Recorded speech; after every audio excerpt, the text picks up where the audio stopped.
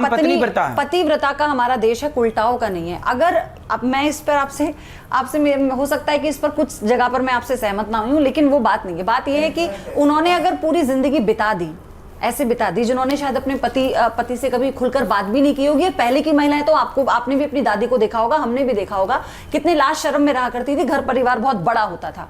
लेकिन अगर एक वही महिला, मतलब आपने अपनी मौसी का उदाहरण दिया ना, लेकिन मैं कहती हूँ वही महिला, अगर कोई समाज भी और वो महिला इच्छा जाहिर करे कि नहीं मुझे शादी कर लेनी चाहिए क्योंकि मुझे भी अधिकार है उसी तरह से सुखी रहने का, तो क्या वो गलत मानेंगे आप? या पूरा जीवन जिस व्यक्ति के साथ यहाँ दो दृष्टियां देखिए, यदि धर्म से पूछेंगी मेरे से तो वो गलत है, पर व्यवहार से पूछेंगे तो आजकल जैसे पुनर्विवाह होता ना पुनर्विवाह, कि भाई लड़की जवानी में विधवा हो गई, छोटी उम्र में विधवा हो गई, ससुराल गई और 2 दिन बाद विधवा हो गई। ऐसी उम्र की लड़की और लड़कों के लिए पुनर्विवाह की समाज में मान्यता है कि बेटा पुनर्विवाह कर लो।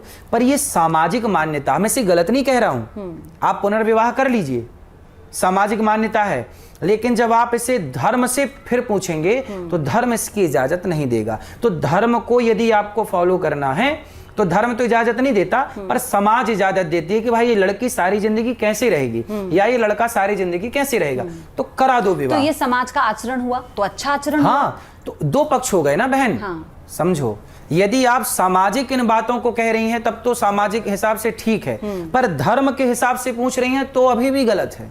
धर्म इसकी इजाजत नहीं देता। धर्म कहता है कि यदि आपका पति मर गया है, आपकी पत्नी की मृत्यु हो गई, तो आपको सारी जिंदगी ऐसी रहना है, क्योंकि आपको चरित्रवान रहना है और भगवान में मन लगाइए। मीराबाई ने पति से मन हटाया, परमेश्वर से मन लगाया। तो क्या अच्छा ये धर्म कहता उसी दौर में व्यवहार, अच्छा उसी दौर में आप इस बात से इत्तेफाक रखेंगे, उसी दौर में अगर पत्नी की मृत्यु हो जाए तो पति की दूसरी शादी कर दिया। राम ने कहा की? राम तो प्रभु है ना, हम तो इंसान है।